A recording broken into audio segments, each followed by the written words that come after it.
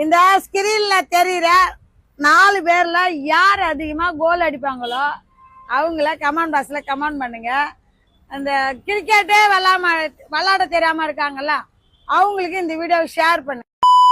நம்மகிட்ட பாத்தீங்கன்னா ஜெர்சியில சட்டை வந்துருக்கு பாருங்க, அருமையான பாருங்க. லட்சுமி அம்மா பாருங்க, கிரிக்கெட் மேட்ச் நடக்குது பாருங்க, விப்பா மேட்ச் நடக்குது பாருங்க. இதெல்லாம் அருமையான ஒரு கலெக்ஷன் பாருங்க.